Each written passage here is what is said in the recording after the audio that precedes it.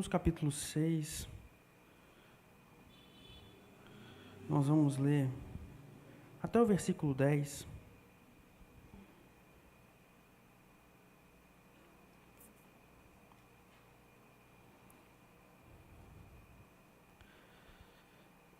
Que diremos, pois? Permaneceremos no pecado para que a graça abunde? De modo nenhum.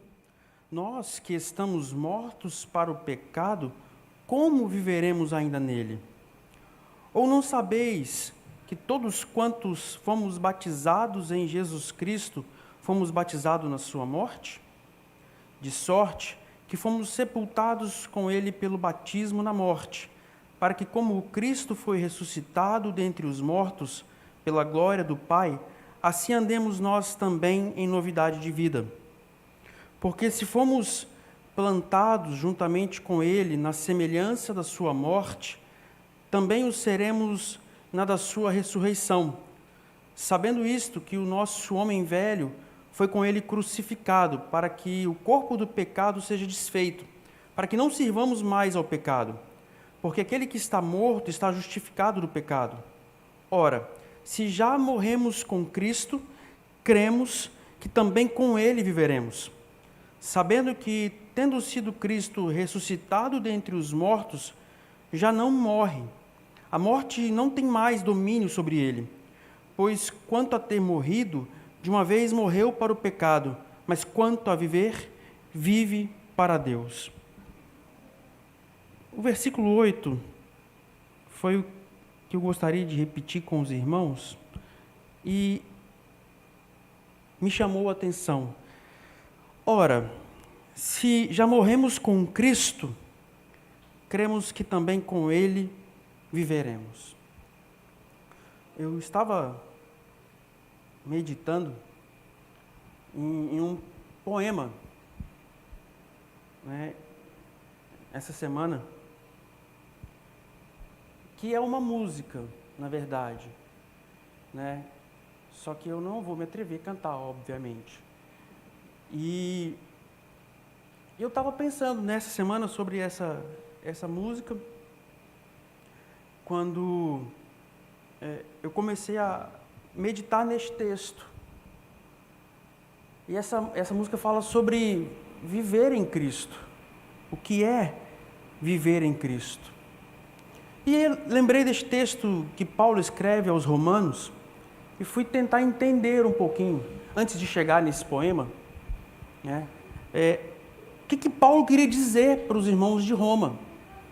E a carta de Paulo, essa epístola aos Romanos, ela é maravilhosa. Não só por ser a maior carta em termos de palavra, em termos de conteúdo, mas ela é uma carta completa.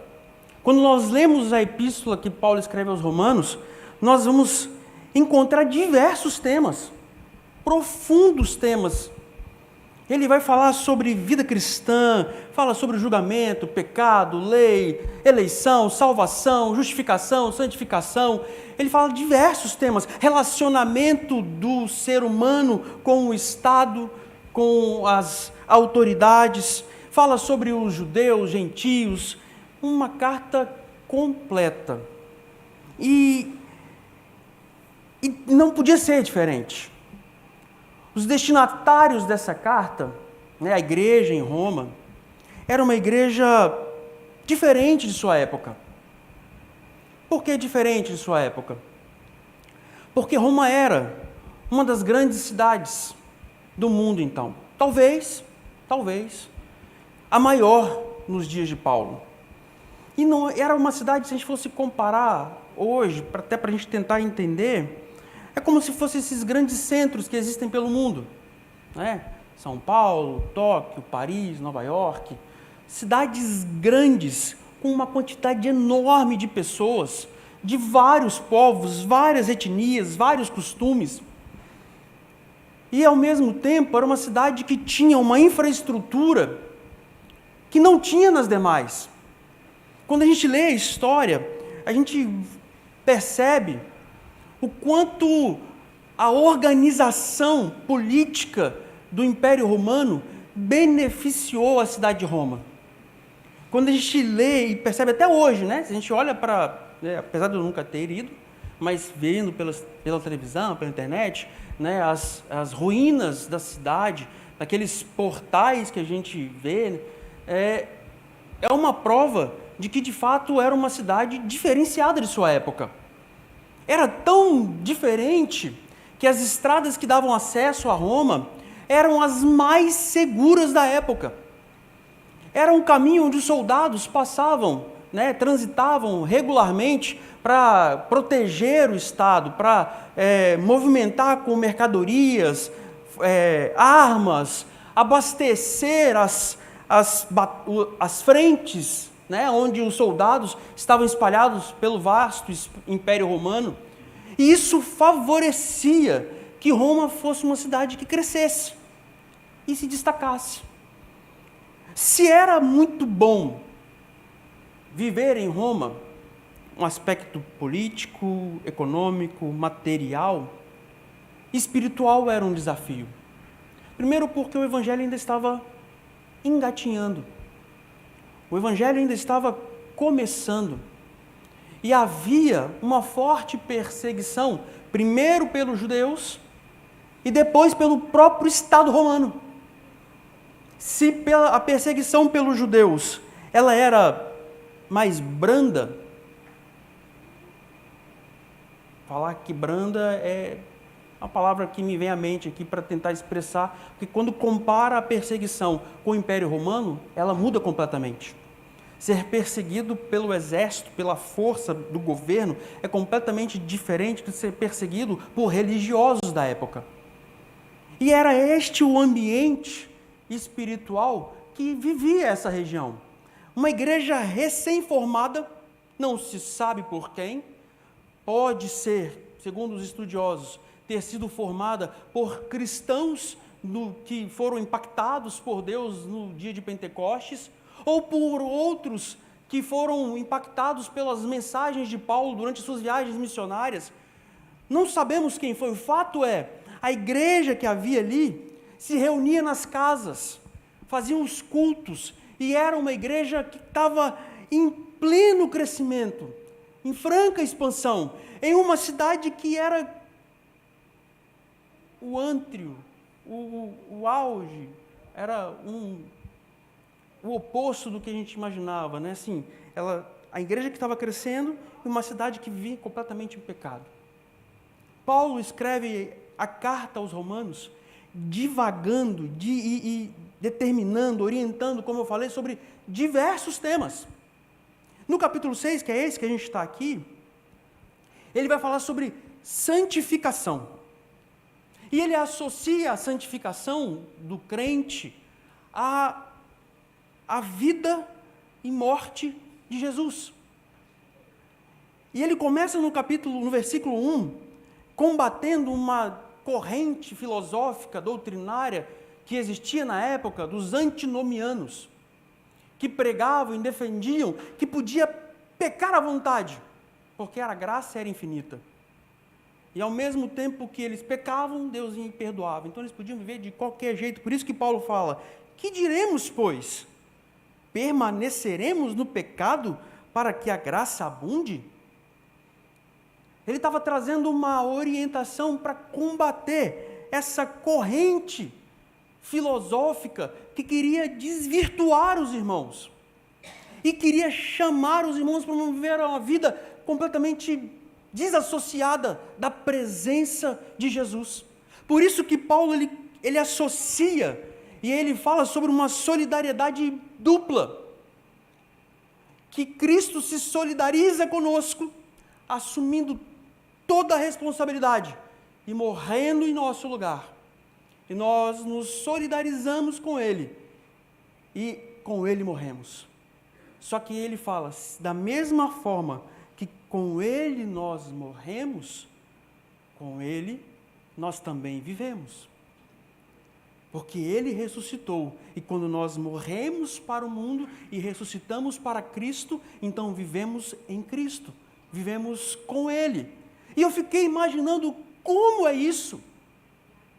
Como é que pode, nesse ambiente turbulento, difícil, da cidade de Roma, de uma igreja que estava começando e que não tinha as estruturas que nós temos hoje, em meio de uma perseguição, sem ter o respaldo de homens como Pedro, Paulo, Barnabé, contrariando algumas correntes que afirmam que a igreja em Roma foi fundada por Pedro, não existe prova alguma de que Pedro esteve até em Roma, que dirá fundado uma igreja.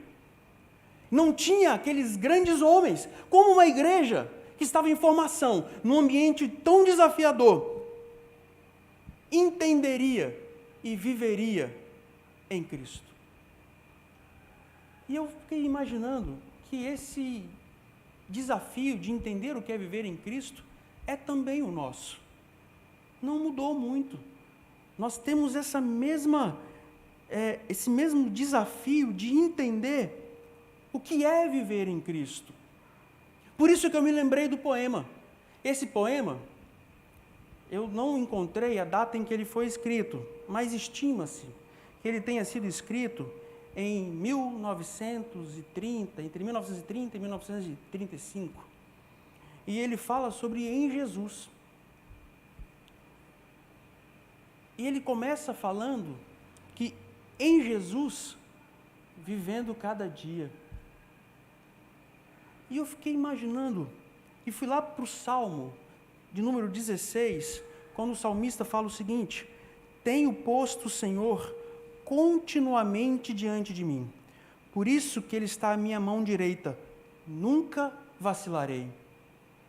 Em Jesus, vivendo cada dia, é fazer isso que o salmista fala, é ter Deus todo dia, em todo momento, diante de nós. Imagina se nós tivéssemos essa capacidade de entender todo dia, toda hora, tenho posto o Senhor continuamente diante de mim. Por isso Ele está à minha mão direita, nunca vacilarei. O que isso quer dizer? O salmista, ele tinha esse entendimento de que Deus está comigo quando eu acordo. Deus está comigo quando eu tomo café da manhã. Deus está comigo quando eu saio para trabalhar. Deus está comigo quando eu fico em casa, sentado no sofá, assistindo televisão. Deus está comigo quando eu levanto para fazer alguma coisa dentro de casa. Deus está comigo quando eu vou para a faculdade. Deus está comigo quando eu vou no supermercado. Deus está comigo quando eu vou no banheiro. Deus está comigo quando eu vou tomar banho. Deus está comigo em qualquer hora, em todos os momentos. Por isso que eu nunca vacilarei. Por quê? Porque eu tenho posto o Senhor continuamente diante de mim, em Jesus, vivendo cada dia. O poema continua dizendo: em Jesus eu tenho alegria. Um dos acusadores de Jesus, certa feita, lá em Lucas, capítulo 7, versículo 34, acusa Jesus, sabe de quê? Ele ser uma pessoa alegre. Veio o Filho do Homem que come, bebe, e dizeis: eis aí um homem comilão e bebedor de vinho, amigo dos publicanos e pecadores. Os acusadores de Jesus o acusavam, sabe de quê? De viver. De ser uma pessoa alegre. De ter amigos. De ter relações sociais. De sair com pessoas. De se alegrar. Em Jesus, eu tenho alegria. Em Jesus, ó doce harmonia. Harmonia significa a combinação de alguns elementos que geram uma relação de pertencimento e que produz uma sensação agradável, uma sensação de prazer. Lá em Lucas, capítulo 10, nós vamos ver um texto, os versículos 41 e 42, de duas irmãs, uma chamada Marta e outra Maria. E respondendo Jesus, disse-lhe: Marta, Marta, estás ansiosa e afadigada com muitas coisas, mas uma só é necessária, e Maria escolheu a melhor parte, a qual não será tirada. Ó doce harmonia em Jesus, ó doce harmonia, uma combinação de fatores que fez com que essa mulher deixasse todos os seus afazeres de lado, porque ela entendeu que em Jesus estar com Ele, ao lado dele, é muito melhor do que colocar qualquer tarefa, qualquer atividade em dia, porque em Jesus tudo se completa. Ó doce harmonia! Em Jesus desfruto a paz de Deus. João, capítulo 14, versículo 27, vai nos dizer o seguinte: deixo-vos a paz, a minha paz vos dou. Não vou-lo dou como o mundo a dá. Não se turbe o vosso coração, nem se atemorize. Quando vivemos isso que Paulo fala, ora, se morremos com Cristo, cremos que com Ele também viveremos. E viver em Jesus é ter a paz de Deus. É andar, independente do que aconteça, com o nosso coração leve, seguros de que tudo que está acontecendo não fugiu ao controle de Deus. Então podemos ter paz em Deus.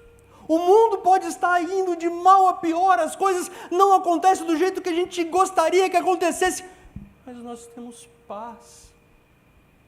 Uma paz que não se explica, uma paz que não se compra com dinheiro, uma paz que ninguém pode dar, nenhuma riqueza deste mundo pode oferecer, uma paz que nenhuma estabilidade financeira vai nos trazer, uma paz que nenhum bem material preenche, uma paz que não é dada por ninguém, a não ser quando nós vivemos em Cristo. Porque em Jesus eu tenho a paz de Deus, eu desfruto dessa paz. Em Jesus, na rocha inabalável. Segundo Samuel, capítulo 22, versículo 32, Davi louvando ao Senhor, ele fala a seguinte frase: por que quem é Deus, senão o Senhor? E quem é o rochedo, senão o nosso Deus? Irmãos, em Jesus, na rocha inabalável. Sabe o que isso significa? Que não tem terremoto que faz essa rocha sair do lugar. Que não tem artifício algum que vai fazer com que ela se abale. Nada move ela do lugar. E se nós estamos em Jesus, nós estamos vivendo em Cristo, nós estamos nessa rocha inabalável.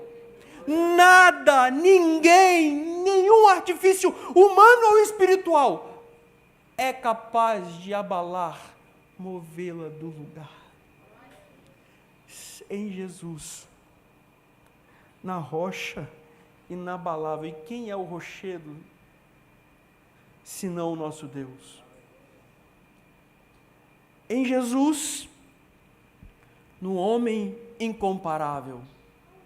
João capítulo 7, versículo 46.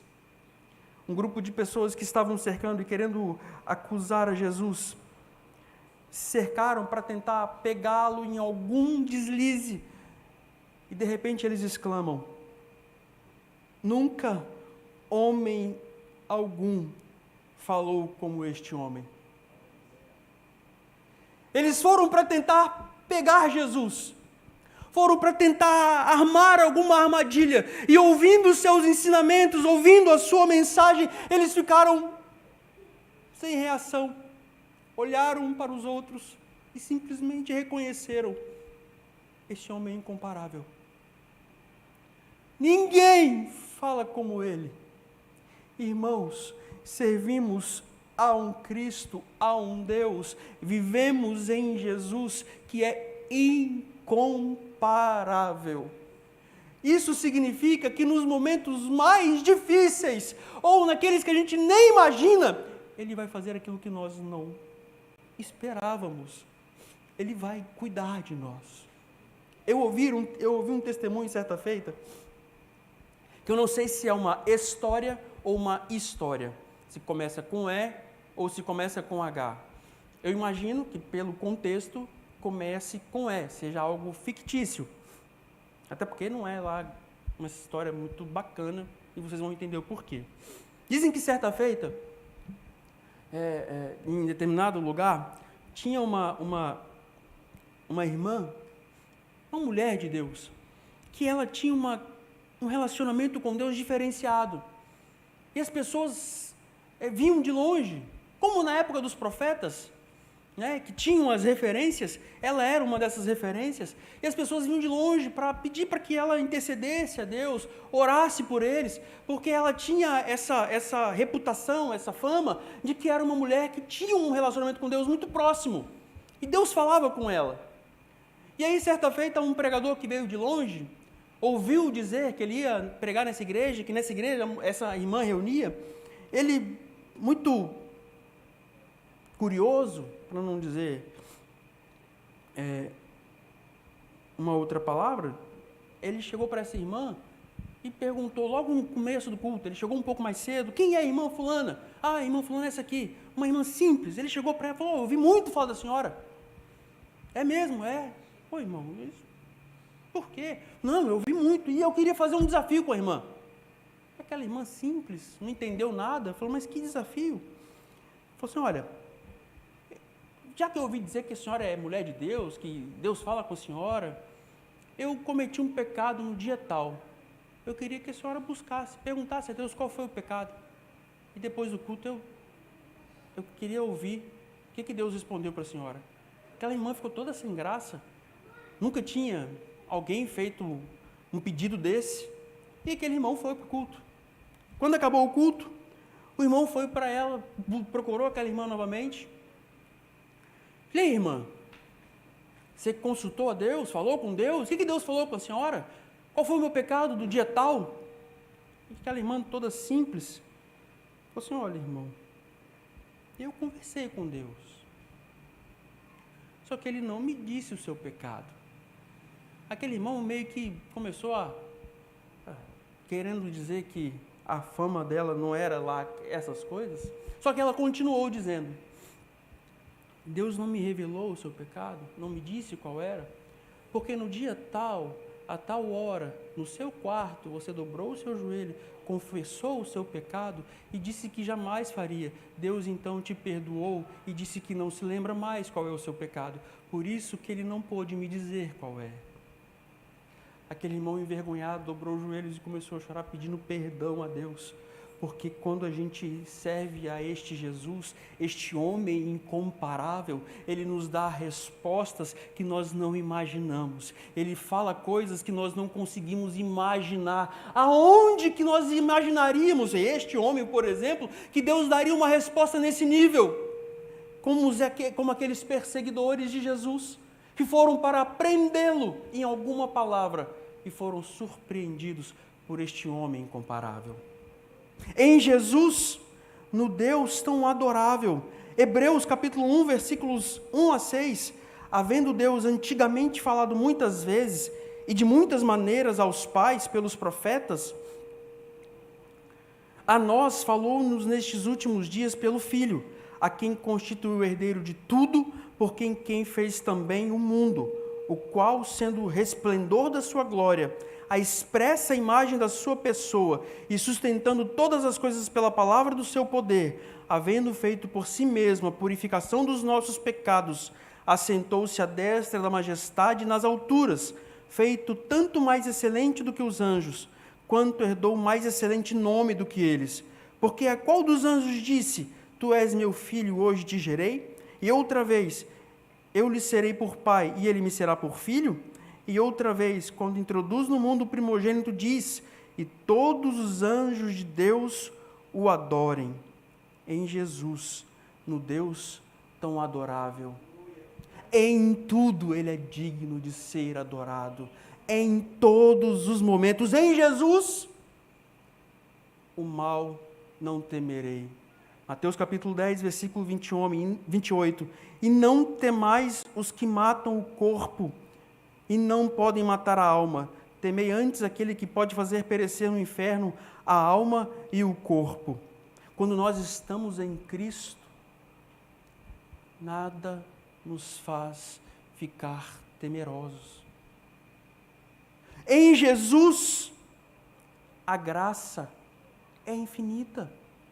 O que é isso? Paulo escreve aos Efésios: mas Deus, que é riquíssimo em misericórdia, pelo seu muito amor com que nos amou, estando nós ainda mortos em ofensas, nos vivificou juntamente com Cristo, pela graça sois salvos, e nos ressuscitou juntamente com Ele, e nos fez assentar nos lugares celestiais em Cristo Jesus. Viver essa vida em Cristo significa entender que nós não somos merecedores, mas a graça de Deus nos alcançou. Nós não merecíamos, mas a graça de Deus nos tirou do lamaçal do pecado e nos trouxe para cá. Nós não éramos dignos, mas a graça de Deus nos deu o privilégio da salvação. Nós éramos os piores pecadores, mas pela graça somos salvos, e isso não vem de nós, vem de Cristo. Por quê? Porque Deus nos amou de uma forma inexplicável, e quando nós vivemos nele, nós entendemos que nós não somos merecedores, mas a graça de Deus nos alcança todo dia. Nós somos falhos, mas todo dia Ele nos lembra: você não merece, mas eu te amo. Você não é digno, mas eu te amo, e aonde você for, a minha graça te alcança. Às vezes o diabo fica querendo colocar coisas na nossa cabeça para querer nos fazer esquecer da graça de Deus. De fato, não merecemos. A graça é favor imerecido, mas em Cristo nós nos lembramos disso todo dia, e é por isso que nós nos esforçamos para estar com Ele e viver com Ele, andar com Ele, para sermos alvo dessa graça todo dia. Em Jesus, ó bênção inaudita. O que é isso? É uma bênção que não se pode falar. Paulo escreve lá aos Coríntios, como está escrito: as coisas que o olho não viu, que o ouvido não ouviu e não subiram ao coração do homem, são as que Deus preparou para aqueles que Ele ama. O homem não consegue expressar com palavras o tamanho da bênção que Deus tem para nós, mas viver em Cristo, ó bênção inaudita, é entender isso todo dia. Eu não consigo expressar, mas Deus me amou de uma forma especial. Eu não consigo imaginar, é uma coisa que eu não tenho palavras, mas isso é viver em Cristo, é saber que nós não merecemos, que a gente não consegue explicar, mas a graça de Deus nos alcança, e essa bênção é dada para nós. Em Jesus, minha alma é bendita. Gálatas capítulo 3, Cristo nos resgatou da maldição da lei, fazendo-se maldição por nós, porque está escrito: maldito todo aquele que for pendurado no madeiro. Em Jesus, minha alma é bendita. Irmãos, sem Cristo, as pessoas olhavam para nós e podiam nos dar diversos nomes: alcoólatra, bêbado, prostituta, prostituto, mal pagador, qualquer nome, enrolado, trambiqueiro. Mas em Jesus, minha alma é bendita, aquela célula que nos era contrária, porque nós nos arrependemos dos nossos pecados, abandonamos isso e aquela vida de passado. Cristo, Ele apaga, e em Jesus, minha alma é bendita, e essa nova vida em Jesus, as pessoas, as mesmas que nos conheciam lá atrás, olham para nós e não entendem. Como pode? Porque em Jesus minha alma é bendita, a minha vida é transformada, e aquilo tudo que eu praticava, o sangue de Jesus me purifica, eu começo a ser guiado pelo Espírito Santo, eu começo a viver de uma outra forma, e as pessoas agora olham para nós e não veem mais o homem, a mulher, mas vem Cristo refletido em nós. Por isso que em Jesus minha alma é bendita. Em Jesus eu tenho salvação. Os discípulos, lá em Atos capítulo 4, versículo 12, falam uma frase maravilhosa: e em nenhum outro há salvação, porque também debaixo do céu nenhum outro nome há, dado entre os homens, pelo qual devamos ser salvos. Não tem nome de ninguém capaz de salvar a minha e a sua vida, só em Jesus. Em Jesus eu tenho salvação. Em Jesus não temo o mal e a morte. Apocalipse capítulo 21, versículo 4. Ele enxugará dos nossos olhos toda lágrima. Não haverá mais morte, nem tristeza, nem choro, nem dor, pois a antiga ordem já passou. Em Jesus, não temo o mal e a morte. Irmãos, é inexplicável quando nós vivemos em Cristo e temos esse entendimento. Durante o período da Covid, teve um irmão que me ligou e a gente conversou diversas outras coisas. E eu chamei ele, falei: rapaz, vamos lá na igreja? E ele falou: não posso, meu irmão está internado. Eu falei: seu irmão está internado? Está internado por quê? Ele está com Covid, está com não sei quantos % lá de oxigênio, tal, está entubado. E eu fiquei assustado, porque nós conversamos tanto tempo e ele em momento algum demonstrou preocupação, em momento algum ele tinha uma voz diferente. Só quando eu chamei, ele falou que não podia, porque estava acompanhando o irmão dele, né, no hospital. Apesar de não poder fazer essa visita, ele ia lá todo dia. Eu falei: rapaz, mas como é que você está? Ele falou: mano, eu estou bem. Meu irmão é servo de Deus. Eu sou também. Então, se ele viver, glória a Deus. Se ele morrer, glória a Deus. Se ele passar dessa, glória a Deus. Eu falei: rapaz, só crente para viver assim, porque em Jesus não temo o mal e a morte. Em Jesus estou firmado e forte. Isaías capítulo 28. Portanto, assim diz o Senhor Deus: eis que eu assentei em Sião uma pedra já provada, pedra preciosa de esquina, que está bem firme e fundada. Aquele que crê, não se apresse, não foge.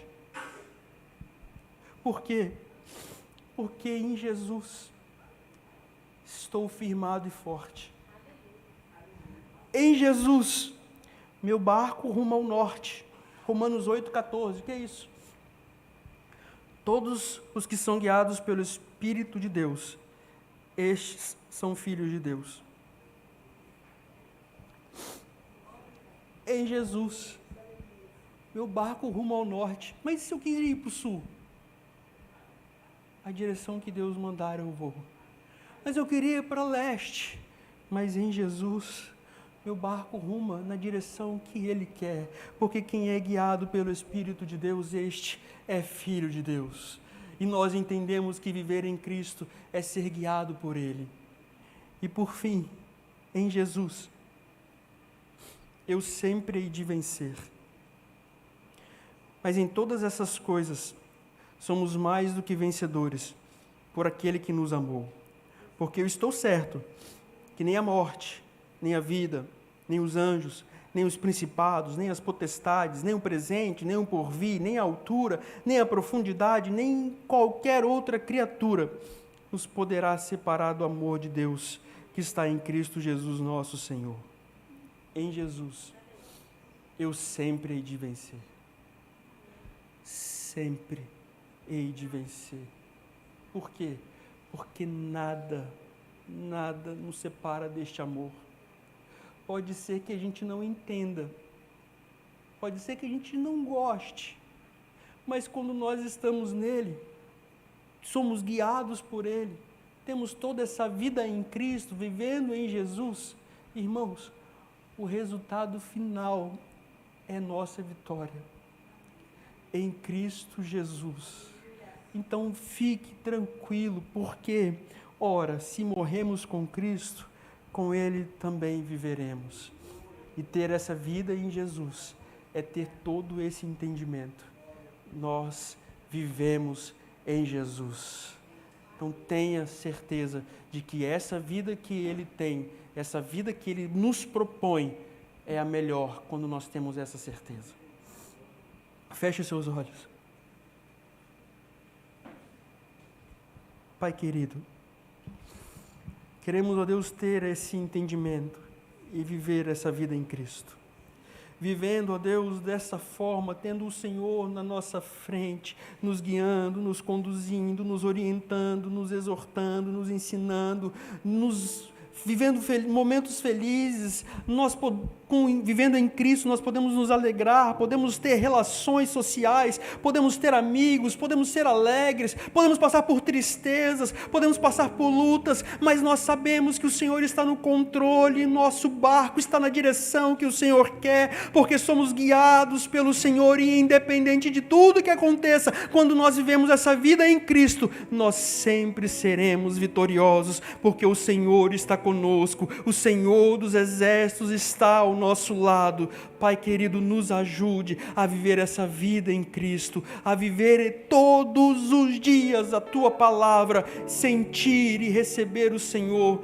É a nossa oração, é o que nós te pedimos, no nome de Jesus. Amém.